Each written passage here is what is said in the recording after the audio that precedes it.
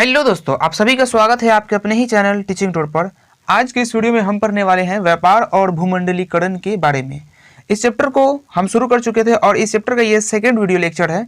पहले वाले वीडियो में हमने पढ़ा था गिरमिटिया मजदूर क्या है, विश्व बाजार किसे कहते हैं, और आज के इस वीडियो में हम पढ़ेंगे विश्व बाजार के लाभ और हानि क्या है, इसके बारे में हम पढ़ेंगे। क्योंकि यहाँ से क्वेश्चन भी काफ़ी एक अच्छा क्वेश्चन पूछा जाता है।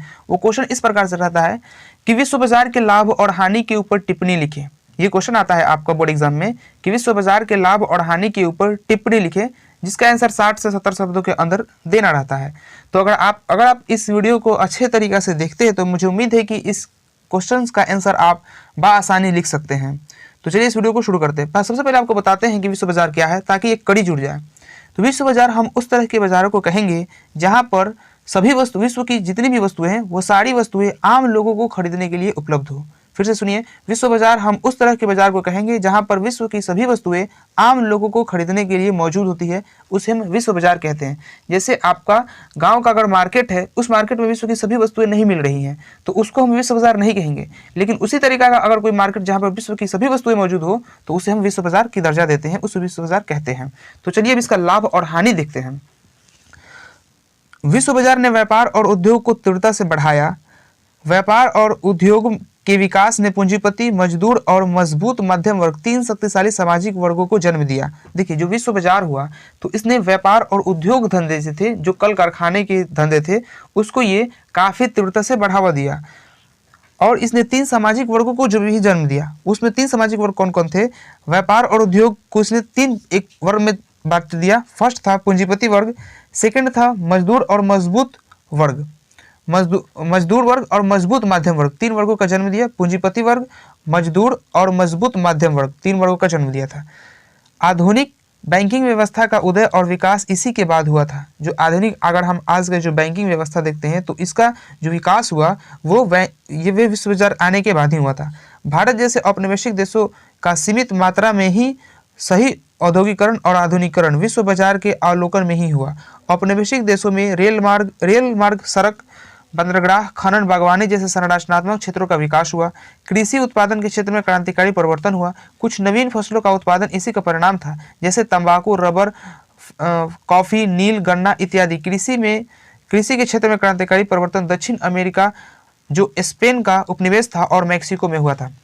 देखिए, अगर आपसे क्वेश्चन पूछा जाता है कि विश्व बाजार के लाभ और हानि के ऊपर प्रकाश डालें या टिप्पणी लिखें, तो उसका आंसर इस तरीके से लिखेंगे कि विश्व बाजार के लाभ और हानि निम्नलिखित हैं। एक नंबर पॉइंट डालेंगे, उसमें लिखेंगे कि विश्व बाजार ने व्यापार और उद्योग को तीव्रता से बढ़ाया। एक नंबर पॉइंट, विश्व बाजार ने व्यापार और उद्योग को तीव्रता से बढ़ाया। सेकंड नंबर पॉइंट लिखेंगे, इसने तीन वर्गों को जन्म दिया। फर्स्ट वर्ग पूंजीपति वर्ग, सेकंड मजदूर वर्ग, और थर्ड मजबूत माध्यम वर्ग, तीन वर्गों का जन्म दिया। थर्ड पॉइंट लिखेंगे आधुनिक बैंकिंग व्यवस्था का उदय किया।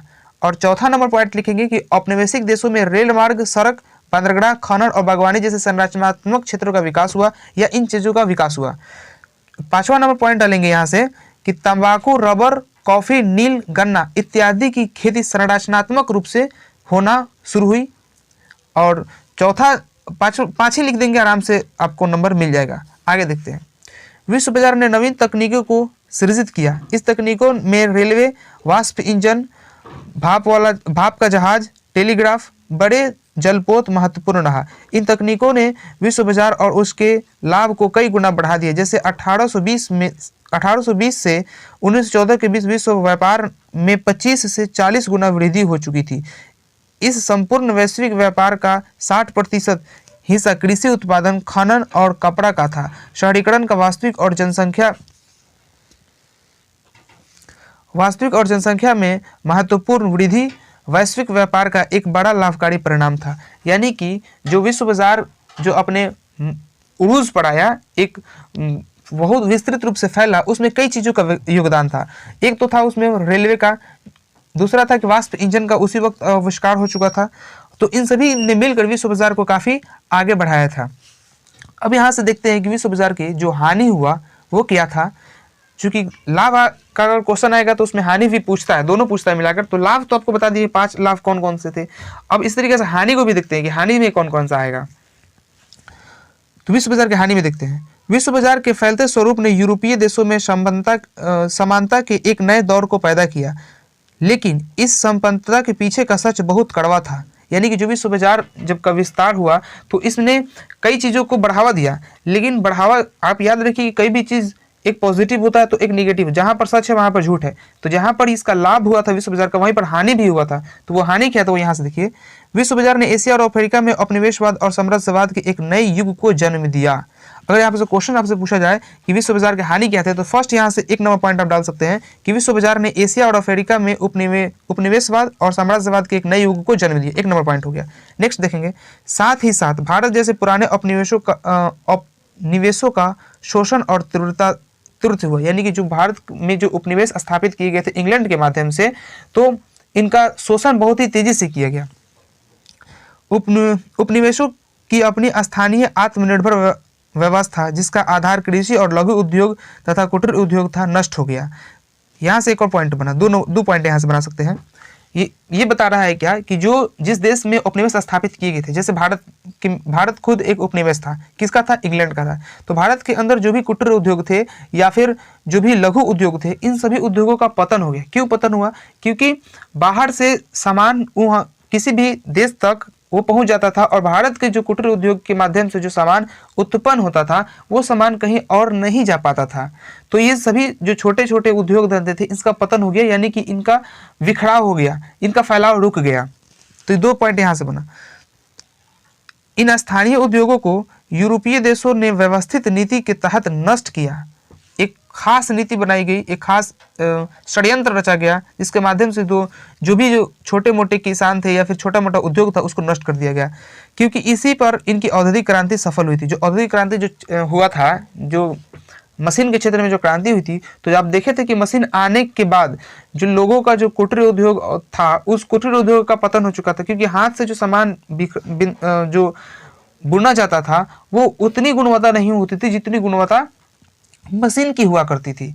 तो जब औद्योगिक क्रांति हुआ तो कुटीर उद्योगों का पतन हो गया, और जब कुटीर उद्योगों का पतन हो गया, जिस वजह से विश्व बाजार इनके बहुत ही ज्यादा उरूज पर पहुंच गई, बहुत ज्यादा विकसित हो गया। व्यापार में वृद्धि और विश्व अर्थव्यवस्था के साथ निकटता ने औपनिवेशिक लोगों के आजीविका को छीन लिया। इसे एक उदाहरण से समझा जा सकता है, जैसे भारत का कपड़ा उद्योग। आपको नेक्स्ट स्लाइड में बताते हैं। नेक्स्ट स्लाइड में जाने से पहले यहाँ पर एक 3 नंबर पॉइंट जोड़ लीजिए।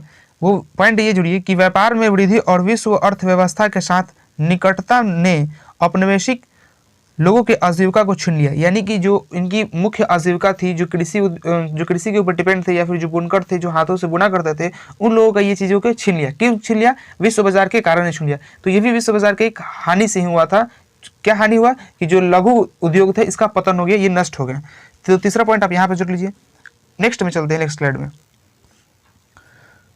तो जो भारत के अंदर जो प्राचीन काल से जो सूती उद्योग था, वो सूती उद्योग भारतीय व्यापार और वाणिज्य का मुख्य रूप से आधार था। जो सूती उद्योग था वो प्राचीन काल से ही चला आ रहा था भारत के अंदर। 18वीं शताब्दी में जहां भारतीय निर्यात में सूती कपड़ा का हिस्सा 30% था, ये थोड़ा डाटा याद रखिए।